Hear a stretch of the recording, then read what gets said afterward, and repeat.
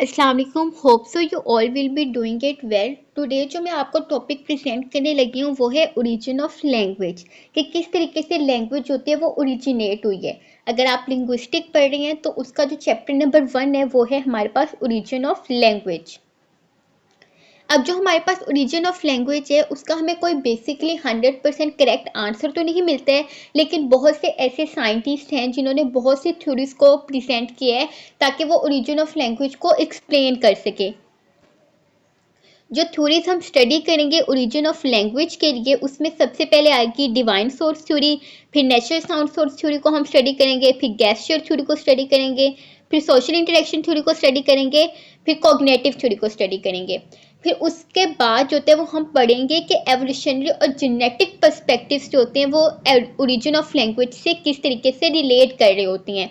इसी तरीके से जो हमें लैंग्वेज एवोल्यूशन के रिलेटेड थ्योरीज हैं, कंटिन्यूस और डिसकंटिन्यूस, उसको भी हम स्टडी करेंगे और लास्ट में हम कंक्लूजन निकालेंगे कि हमारे पास ओरिजिन ऑफ लैंग्वेज जो है इसका हमें बेसिकली क्या आंसर मिला है और क्या ये अफेक्टिव है ओरिजिन ऑफ लैंग्वेज के अंदर, कि किस तरीके से लैंग्वेज ओरिजिनेट हुई है।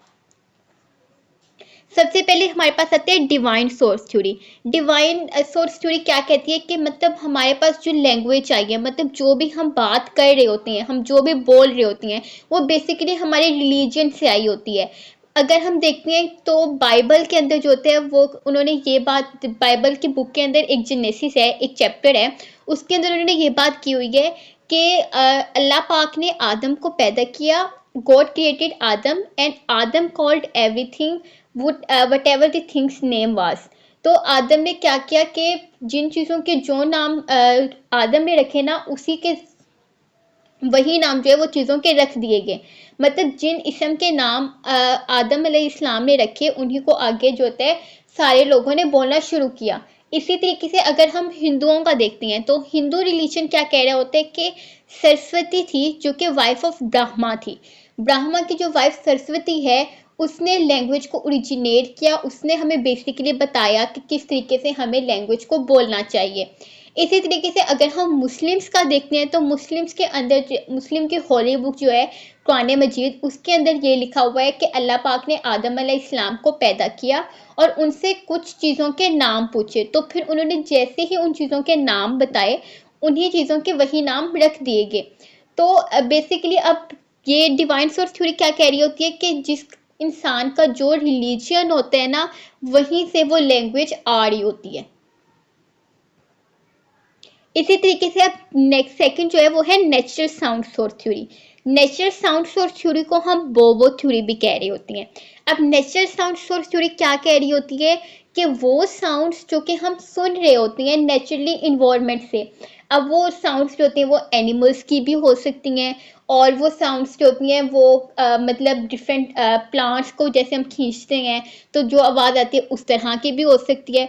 तो वो कहते हैं कि नेचुरल साउंड्स थ्योरी बोबो थ्योरी, जैसे हम लोगों के पास कैट की आवाज़ होती है म्याऊं म्याऊं, डॉग की होती है भाव भाव, इसी तरीके से हमारे पास डंकी की होती है, हॉर्स की होती है, गोट की होती है मैं। तो वो कहते हैं कि ये वाली जो हम लोगों के पास वॉइसेस आती हैं वो नेचुरली इन्वायरमेंट से आती हैं, एनिमल्स से आती हैं, जिसको जो होता है साइंटिस्ट ने बोबो थ्योरी का नाम दिया है। आई होप सो कि आपको डिवाइन सोर्स और बोबो थ्योरी की जो कि वो समझ आ गई होगी। डिवाइन सोर्स हमें क्या कह रहा था कि वो थ्योरीज कि जो हमें रिलीजन से मिल रही होती है, लैंग्वेज जो हमें रिलीजन से मिल रही होती हैं। लेकिन बोबो थ्योरी क्या कह रही है कि वो साउंड्स जो कि हमें एनिमल से मिल रही होती हैं, कि जैसे भाव भाव हम लोगों के पास बकरी की मैं हो गई। तो इस तरह की जो साउंड जो हम लोग नेचुरली इन्वायरमेंट से ऑब्जर्व कर रहे होती हैं वो हमारे पास बोबो थ्योरी होती है। बोबो थ्योरी बता रही होती है कि इनकी ये वाली वॉइसेस हैं, मतलब उनकी हम बेसिकली समझ नहीं सकती हैं, लेकिन कुछ वॉइसेस होती हैं तो उनकी ओरिजिनल नेचुरल वॉइसेस को ही उन्होंने बोबो थ्योरी का नाम दिया हुआ है। इसी तरीके से गेस्चर थ्योरी है। अब गेस्चर का बेसिकली मतलब क्या होता है कि इशारे करना। अब गेस्चर थ्योरी क्या कहती है कि इंसान जो था वो पहले उसने बोलना सीखा नहीं था, वो पहले जो था इशारों के जरिए एक दूसरे से बात करते थे।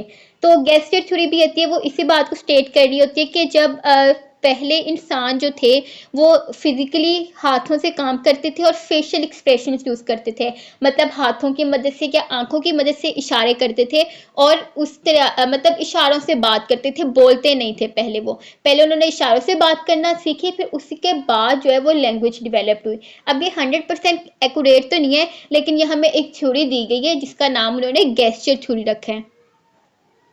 इसी तरीके से हमारे पास होती है social interaction theory. Social interaction theory क्या कह रही होती है कि सोशली जो इंसान जो होते हैं, सेम इंडिविजुअल्स जो होते हैं, वो किस तरीके से इंटरेक्ट कर रहे होते हैं। मतलब कि सोशल इंटरेक्शन थ्योरी को जो दूसरा नाम दिया गया है वो है यो ही हो थ्योरी। अब आपने ये बात याद रखनी है कि जो नेचुरल साउंड सोर्स थ्योरी थी उसको उन्होंने बोबो थ्योरी का नाम दिया, लेकिन जो सोशल इंटरेक्शन थ्योरी है उसको यो ही हो थ्योरी का नाम दिया। मतलब कि अगर बहुत से इंसान जो किसी हैवी ऑब्जेक्ट को उठा रहे हैं तो अनकॉन्शियसली जो होती है उनकी आवाज़ निकलेगी आह की। तो सोशल इंटरेक्शन थ्योरी जो होती है वो बता रही होती है कि किस तरीके से सोशली इंसान जो होते हैं वो एक दूसरे के साथ काम कर रहे होते हैं और वो अनकॉन्शियसली जो उनकी आवाज़ें निकल रही होती हैं उनको उन्होंने यो ही हो थ्योरी का नाम दे दिया है। और जिस तरीके से सोशली इंसान एक दूसरे से इंटरेक्ट कर रहे होते हैं, मतलब वो एक दूसरे से ग्रीटिंग्स कर रहे होते हैं, हेलो कह रहे होती हैं, हाय कह रही होती हैं, या फिर रिलीजन्स के तौर पे अस्सलाम वालेकुम कह रहे होते हैं, तो क्या होता है कि सोशली वो किस तरीके से इंटरेक्ट कर रही हैं ओरिजिन ऑफ लैंग्वेज के अंदर। तो ये जो होता है हम लोग सोशल थ्योरी के अंदर पढ़ रहे होते हैं, स्टडी कर रहे होते हैं। इसी तरीके से जो होती है वो कोग्निटिव थ्योरी होती है। कोग्निटिव थ्योरी जो होती है वो किस बात को एक्सप्लेन कर रही होती है कि ह्यूमन का जो ब्रेन होता है उसने एब्स्ट्रैक्ट थॉट्स को सोचा होता है। इसके अंदर जो होता है वो ब्रेन का एक पार्ट होता है वर्निक्स, जिसको आप आगे पढ़ोगे लैंग्वेज एंड ब्रेन के अंदर। तो वहाँ पे भी मैं आपको एक्सप्लेन कर लूँगी वर्निक्स एरिया का। तो वो कहते हैं वर्निक्स एरिया होता है ब्रेन का जो कि हेल्प कर रहा होता है स्पीच प्रोडक्शन के अंदर कि किस तरीके से बातचीत की जाए। तो आपने याद रखना है इसको। वहाँ पे जाके भी आप देखिएगा कि चीज़ें जो होंगी वो एक दूसरे के साथ लिंक्ड कर रही होंगी। अब चीज़ों ने एक दूसरे के साथ कैसे लिंक्ड करना है आपने याद रखना है, ताकि आपको जो होता है वो याद करने में कोई मसला ना हो। उसके बाद जो हम लोगों का सेकंड टॉपिक है वो है एवोल्यूशनरी एंड जेनेटिक पर्सपेक्टिव्स। इसको मैं थोड़ा सा जूम कर देती हूँ ताकि अगर आप नोट्स बना रहे हो तो वो आपके लिए ईजी हो जाए। इसी तरीके से अगर आप न्यू हैं चैनल पर तो फिर इसको सब्सक्राइब कर दीजिएगा। और ज़्यादातर लोग वो होती हैं जिन्होंने सब्सक्राइब नहीं किया होता, अगर आप वीडियो वॉच कर लेते हो तो एटलीस्ट उसको सब्सक्राइब तो कर दिया करो ना, अगले इंसान की भी मेहनत लगी होती है स्लाइड्स बनाने में। अच्छा चलें ठीक है, अब हम टॉपिक को कंटिन्यू करते हैं। अब एवोल्यूशन ऑफ लैंग्वेज क्या कह रहे होते हैं कि लैंग्वेज जो होती है वो किस तरीके से एवोल्यूएट हुई। अब एवोल्यूशन ऑफ लैंग्वेज होती है उसका जो होता है वो ब्रेन के साथ जो होता है वो लिंक्ड होता है। अब फोसिल एविडेंस मतलब जितने भी इंसान पहले मर गए हैं, जैसे अब डायनासोर्स हैं तो वो पहले के ज़माने में तो थे लेकिन अब तो नहीं है। तो फिर वो कहते हैं अगर हम उनको देखते हैं या फिर अर्ली ह्यूमंस को या उनके एंसेस्टर्स को देखते हैं तो हमें ज़्यादातर पता चलता है कि ह्यूमन के अंदर जो होता है वो पर्टिकुलरली जो होती है ब्रेन के अंदर ऐसे पार्ट्स होते हैं, जैसे मैंने वर्निक्स एरिया का एक्सप्लेन किया कि वो स्पीच की प्रोडक्शन में हेल्प कर रही होती हैं, और जो ब्रोकास एरिया होते हैं वो कॉम्प्रिहेंशन के अंदर, एक्सप्लेनेशन के अंदर हेल्प कर रहे होते हैं कि आपने इस चीज़ को कैसे एक्सप्लेन करना है। अब development of in brain regions की डेवलपमेंट जो होती है वो अर्ली ह्यूमंस के अंदर जो होती है वो कम्प्लेक्स साउंड्स प्रोड्यूस करने के लिए काफ़ी जो होती है अफेक्टिव होती है। मतलब अगर आप देखेंगे तो 2 साल का बच्चा अगर वो किसी भी रिलीजन से ताल्लुक़ रखता है कहीं से भी है तो फिर वो बाबा ज़रूर बोल रहा होगा। तो फिर वो कहते हैं कि हमारे पास कुछ वर्ड्स ऐसे होते हैं कि नेचुरली होती हैं कि मतलब बच्चा किसी भी रिलीजन से ताल्लुक़ रखता हो वो बचपन में वही वर्ड्स बोल रहा होता है, जैसे बा बोल रहा होता है, हा बोल रहा होता है। इसी तरीके से बहुत से दूसरे वर्ड्स भी होते हैं। अब ये तो था हमारे पास एवोल्यूशनरी पर्सपेक्टिव्स। अब जेनेटिक्स पर्सपेक्टिव्स क्या कह रहा होता है कि जो रोल होते हैं जेनेटिक्स का वो काफ़ी अफेक्टिव होते हैं, सिग्निफिकेंट होते हैं लैंग्वेज की एवोल्यूशंस के अंदर। कुछ रिसर्चर्स जो होते हैं उन्होंने FOXP2 जो होते हैं वो एक जीन होती है ह्यूमन के अंदर होती है जो कि लैंग्वेज की एबिलिटी से रिलेट कर रही होती है। अगर आप जॉर्ज यूल की बुक को पढ़ेंगे तो उसका फर्स्ट चैप्टर ही है एवोल्यूशन ऑफ लैंग्वेज। उसके लास्ट में जो होता है उन्होंने एक्सप्लेन किया हुआ है FOXP2 के बारे में कि जो होता है वो किस तरीके से लैंग्वेज होती है वो डिवेलप्ड हो रही होती है। अब mutation in this gene have been linked with speech and language disorders. अब वो कहते हैं कि अगर इस जीन के अंदर थोड़ी सी भी चेंजिंग्स आती हैं तो उसका क्या इफेक्ट होता है कि FOXP2 का अंदर कोई भी चेंजिंग आती है तो उससे लैंग्वेज काफ़ी अफेक्ट हो रही होती है। आप जो थे वो सही तरीके से लफ्ज़ अदा नहीं कर सकते।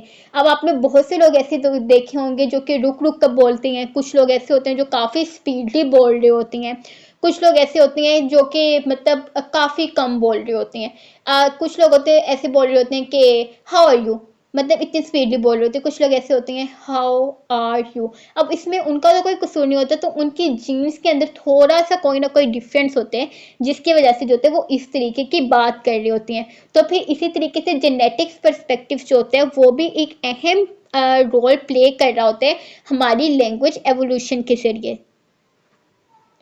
नेक्स्ट जो होते हैं वो हमारे पास है, मैंने आपको कहा था कि हम स्टडी करेंगे लैंग्वेज एवोल्यूशन की थ्योरीज को। पहले जो हमने स्टडी की थी वो थी ओरिजिन ऑफ लैंग्वेज की थ्योरी, लेकिन अब ये है लैंग्वेज एवोल्यूशन की थ्योरी। तो इनमें डिफरेंस है, इसको आपने याद रखना है। अब लैंग्वेज एवोल्यूशन के अंदर जो होते हैं वो हमने दो थ्योरीज को पढ़ना है, कंटिन्यूटी हाइपोथेसिस को और डिसकंटिन्यूटी हाइपोथेसिस को। अब कंटिन्यूटी हाइपोथेसिस क्या होता है कि वो इस बात को एक्सप्लेन कर रहा होता है कि इंसान जो होते हैं वो वही लैंग्वेज बोल रहा होता है जो कि उसके पेरेंट्स ऑलरेडी बोल रहे होते हैं। इस हाइपोथेसिस का जो है वो कोई शार्प ड्राइव नहीं है। वो कहते हैं ह्यूमन लैंग्वेज जो होती है वो इस तरीके से डेवलप हो रही होती है कि एक बच्चा जो होता है वो जिस तरीके से अपने पेरेंट्स के साथ कम्युनिकेट कर रहा होता है, उसके पेरेंट्स उसके साथ कम्युनिकेट कर रही होती हैं, तो वो कंटिन्यूटली वही लैंग्वेज जो होती है वो चलती रहती है, जिसको हम लोग मदर टंग का नाम भी दे रहे होते हैं। लेकिन उसके अलावा जो दूसरी हाइपोथेसिस है वो है डिसकंटिन्यूटी हाइपोथेसिस, जो कि इस बात को एक्सप्लेन करती है कि लैंग्वेज जो होती है वो पेरेंट्स से नहीं आती, मतलब सडनली खुद ब खुद जो होती है वो लैंग्वेज डिवेलप हो जाती है। तो कहीं ना कहीं मुझे लगता है कि कंटिन्यूटी हाइपोथेसिस जो होते हैं वो ठीक होते हैं, लेकिन डिसकंटिन्यूटी हाइपोथेसिस ठीक है लेकिन थोड़ा सा गलत भी हो जाता है। ठीक इस लिहाज से है कि हम लोग जो होती हैं मदर टंग तो हम लोग घर में पेरेंट्स के साथ बोलकर, सिबलिंग्स के साथ बोलकर सीख लेती हैं, लेकिन हम लोगों की वो तो कंटिन्यूटी में आ जाती है। लेकिन डिसकंटिन्यूटी में हम इस तरीके का कह सकते हैं कि अगर हम कोई सेकेंड लैंग्वेज सीख रहे हैं तो उसमें वो किस तरीके से अफेक्टिव होगी, तो वो हमारे पास डिसकंटिन्यूटी में आ जाती है कि किस सडनली हम लोग जो होती है वो दूसरी लैंग्वेज को स्टडी कर रहे होती हैं ताकि हम लोग फॉर्मल कम्युनिकेशन कर सकें या फिर कोई भी और परस्पेक्टिव हम लोग का हो सकता है। अब लास्ट में है कंक्लूजन। कंक्लूजन में क्या है कि हमने इतनी सारी थ्योरीज पढ़ी, हमने सोशल इंटरेक्शन थ्योरी पढ़ी, हमने कोग्निटिव थ्योरी पढ़ी, हमने बोबो थ्योरी पढ़ी, डिवाइन सोर्स पढ़ी, फिर उसके बाद हमने एवोल्यूशनरी एंड जेनेटिक पर्सपेक्टिव पढ़े। हमने जितने भी पढ़े हमें कोई भी थ्योरी जो होती है वो कम्प्लीटली नहीं बता रही होती है कि किस तरीके से लैंग्वेज होती है वो ओरिजिनेट हुई है, लेकिन इसका कंक्लूजन हम लास्ट में इस तरीके से निकाल सकते हैं कि लैंग्वेज की जो एवोल्यूशन हुई है वो एक ग्रेजुअल प्रोसेस है। मतलब जो अर्ली ह्यूमन से वो एक दूसरे के साथ इफेक्टिवली कम्युनिकेशन के जरिए से और एक दूसरे के साथ मिलकर काम करने से और नॉलेज को भी एक इंसान से दूसरे इंसान के अंदर जो होते हैं बताने के जरिए से जो होते हैं वो लैंग्वेज स्टार्ट हुई और इसी तरीके से जो होती है वो लैंग्वेज जो होती है वो डिवेलप होना स्टार्ट हो गई। आई होप सो कि ये वीडियो जो कि वो आप लोगों के लिए इफेक्टिव रही होगी। Thank you.